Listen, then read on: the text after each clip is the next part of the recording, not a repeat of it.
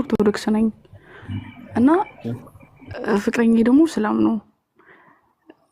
አንዳንድ ነገር ስለ እምነትህ ንገረኝ ስለው ከኔ የተሻለ ሌላ ሰው እንዲነግርሽ ከነሱ ብትሰሚ ይሻላል፣ እኔ ተጭኘሽ ወደ እኔ ላመጣሽ አልፈልግም አለኝ ማለት ነው። እና በስነ ስርዓት ማወቅ ስለፈለኩ ነው ወደ አንተ የመጣሁት። ላይቭክ ሼር ተደረገልኝ መጣሁ። እሺ እንኳን ደህና መጣሽ ብለናል። በመጀመሪያ እንኳን ደህና በመቀጠል ቆያችሁ። አየሽ ጥያቄዎችን መጠየቅ ትችላለሽ። ስላለው ነገር አንዳንድ ነገር ብትነግሩኝ በጣም ደስ ይለኛል። ማለት ሁለታችን ተቃራኒ ሆነን አንድ ቤት እንደማንኖር በደንብ አውቀዋለሁ። እሺ ጥሩ። አሁን ስለ ኢስላም እንዲሁም ደግሞ ስለ ክርስትና ፍትሃዊ ሆነን ሁለታቸውንም ከየራሳቸው መጽሐፍቶች ለመሆኑ አምላክ በነቢያት በኩል የደነገገው ትክክለኛው ሃይማኖት የትኛው ነው የሚለውን እናቅርብ። አንቺ ደግሞ ንጹሕ አይምሮ አለሽ፣ ያንን ታመዛዘኛለሽ ማለት ነው። ገብቶሻል አይደል? እሺ ደስ ይለኛል። እያዳመጥኩ ነው። እንግዲህ እኔም አንቺም ልናምንበት የሚገባ ነገር አንድን ሃይማኖት እኛ ሄደን እዚያ ሳንፈልገው በፊት ያ መጽሐፍ ራሱ ገልጦልን ልናገኝ ይገባል አይደል? እኛ ሄደን ፈልገን ፏጭረን ይሄ ነው በቃ የምንለውና የምንወስነው መሆን የለበትም አይደል? ነገር ግን ያ መጽሐፍ ራሱ አምላክ በዚያ በላከው መጽሐፍ ውስጥ ይሄኛው ነው ትክክለኛው ሃይማኖት ብሎ ራሱ ሊደነግገው ይገባል። እምነት ትክክለኛ ሊያሰኘው የሚችለው ነገር ምንድን ነው? ሌላው ነገር አምላክ ሲደነግገውና ነቢያቶች ከአምላክ ተቀብለው ለሰው ዘር ሲሰብኩት ጊዜ ብቻ ነው። ስለዚህ ይህንን መሰረት ከያዝን አስል ከያዝን ሁለቱንም ሃይማኖቶች እንደየራሳቸው መጽሐፍት እንሄድና አሁን አምላክ በነቢያት በኩል የደነገገው ትክክለኛው ሃይማኖት የትኛውን ነው የሚለውን እንመረምራለን። እስኪ ከእስልምና እንጀምርና ወደ ክርስትና እንሄዳለን። ለመሆኑ አምላክ አላህ ስብሐነሁ ወተዓላ በቁርአን ላይ እስልምናን ሃይማኖት ለሰው ዘር ደንግጓል? ነቢያቶችን አዟቸዋል? ነቢያቶችም ይሄን እስልምናን ሃይማኖት ሰብከውታልን? እነርሱስ ተከትለውታልን የሚለውን እንመለከታለን። አዎ አምላክ አላህ ስብሐነሁ ወተዓላ እስልምናን ሃይማኖት ደንግጎታል። ነቢያቶችም ልክ እንዲሁ ሰብከውታል። ማስረጃ የቁል አላህ ስብሐነሁ ወተዓላ ኢነ ዲነ ዒንደ ላሂ ልእስላም። አምላክ አላህ ስብሐነሁ ወተዓላ ሱራ አሊ ዕምራን ምዕራፍ 3 ቁጥር 19 ላይ ምን ይላል?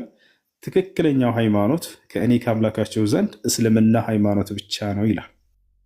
በሌላ ቦታ ላይ ምን ይላል? ወረዲቱ ለኩም ልኢስላም ዲና ይላል።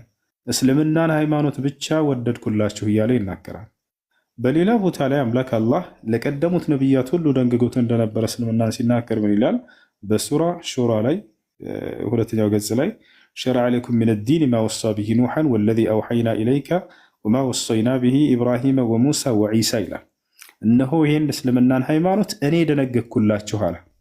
ከዚህ በፊት ኖህን፣ አብርሃምን፣ ሙሴን፣ ክርስቶስን አዝዤባቸው የነበረን ሃይማኖት እያለ ይናገራል ማለት ነው። አያችሁ? ይህ ነው አምላክ አላህ ራሱ እንደደነገገው የቀደሙትን ነቢያቶች ሁሉ አዞባቸው እንደነበረ አሁንም እንዲሁ ለእናንተው ይህን እስልምናን ሃይማኖት ልክ ለቀደሙት ነቢያት እንደደነገግኩላቸው እናንተንም አዘዝኳቸው እያለ ይናገረናል ማለት ነው። አሁን ወደ ቀጣይ ስንሄድ ነቢያቶችስ እስልምናን ሰብከዋል ወይ ብለን ስናይ፣ አዎ ለናሙናነት ያክል የተወሰኑትን እንግለጽ። ያዕቆብን እንውሰድ። በሱረቱል በቀራ ላይ ያዕቆብ ምን ይላል? ወያዕቁቡ ያ በንየ ኢነላህ አስጠፋ ለኩም ዲን ፈላ ተሙቱነ ኢላ ወአንቱም ሙስሊሙን ይላል። ያዕቆብ ምን አለ? ልጆቼ ሆይ እነሆ አምላካችሁ አላህ አንድ ሃይማኖትን መርጦላችኋል፣ አደራ ልጆቼ ሙስሊሞች ሆናችሁ እንጂ አትሙቱ አላቸው ይላል። ስለዚህ ያዕቆብ አደራ ሙስሊሞች ሆኑ እያለ ይህ ታላቅ ነቢይ ሰዎችን ሁሉ ሲሰብክ ነበር ማለት ነው። አያችሁ? ልክ እንዲሁ ነቢያቶች ቃል በቃል እኔ ሙስሊም ነኝ እያሉ ይናገራሉ ሁላ። ከነዚያም መካከል ታላቁ ነቢይ ኑህ ዓለይሂ ሰላም ኑህ ምን ይላል? ወኡሚርቱ አን አኩነ ሚነል ሙስሊሚን አለ በሱራ ዩኑስ ላይ። እኔ ከሙስሊሞች እንደሆን ታዘዝኩኝ አለ። አምላክ ያዘዘው ሙስሊም ሁን ብሎ ነው።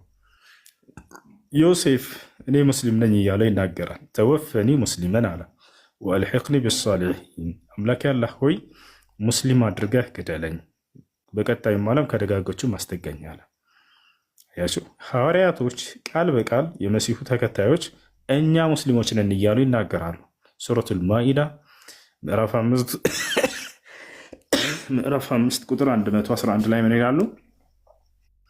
ወኢዝ አውሐይቱ ኢለል ሐዋርይን አን አሚኑ ቢ ወቢረሱሊ ቃሉ አመና ወሽሀድ ቢአንና ሙስሊሙን። ሐዋርያቶች እኛ ሙስሊሞች ነን እያሉ ቃል በቃል ተናግረዋል። ስለዚህ አምላክ አላህ ራሱ እኔ ደነገግኩላቸው እስልምናን ብሎ ተናግሯል። ልክ እንዲሁ የቀደሙትንም ነቢያቶች እናንተንም እስልምናን ሃይማኖት ደነገግኩላችሁ ብለዋል። ልክ እንዲሁ ነቢያቶች ቃል በቃል አደራ ሙስሊሞች ሁኑ እያሉ ሰብከዋል። ልክ እንዲሁ ነቢያቶች ቃል በቃል እኛ ሙስሊሞች እያሉ ተናግረዋል። ያሹ አብርሃምስ ምን ነበር እምነቱ ብለን ስናይ ማካነ ኢብራሂም የሁዲየን ወነስራንየ ወላኪን ካነ ሐኒፈን ሙስሊማ ይላል። አብርሃም አይሁድ አልነበረም፣ ክርስቲያንም አልነበረም፣ ነገር ግን በቀጥተኛው መንገድ ላይ የነበረ ሙስሊም ነበር እያለ ይናገረዋል። ይህን ይመስላል። አሁን ይህን ከተረዳን ከእስልምና እስኪ ክርስትናንስ በራሱ መጽሐፍ እንመዝነው። እነዚህ ሆኑ እስልምና ላይ ያቀረብናቸውን ጥያቄዎች በክርስትና ላይ እናቅርበው። ያ ማለት አምላክ ክርስትናን ደንግጎታል ወይ መጽሐፍ ቅዱስ ላይ? ልክ እንደሆነ ነቢያቶች ክርስትናን ሰብከዋል ወይ መጽሐፍ ቅዱስ ላይ?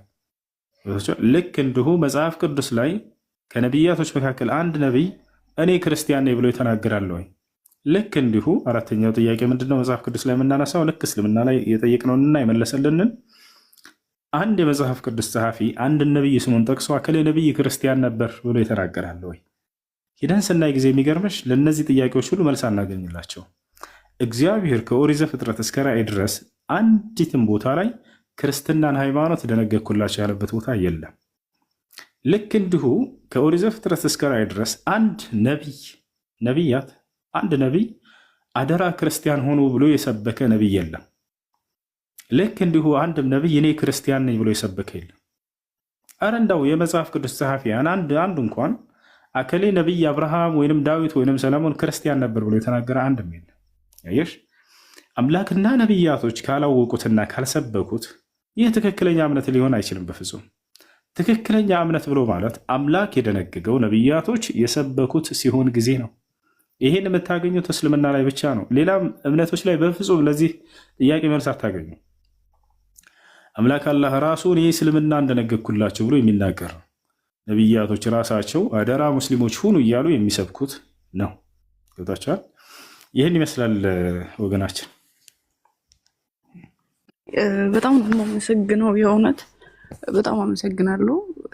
ያለውን ነገር ከዚህ በላይ ምናልባት ማንበብ የምችላቸው መጽሐፎች ካሉ ሼር ብታደርጉልኝ፣ ፒዲኤፍ ካለ ያው ያለሁት ስደት ላይ ስለሆነ መጽሐፎችን አሁን ማግኘት ላልችል እችላለሁ። ምናልባት በፒዲኤፍ ካላችሁ ግን እዚህ ጋር ያላችሁ በሙሉ ብትልኩልኝ ደስ ይለኛል። ማንበብና ይበልጥ ማወቅ ፈልጋለሁ።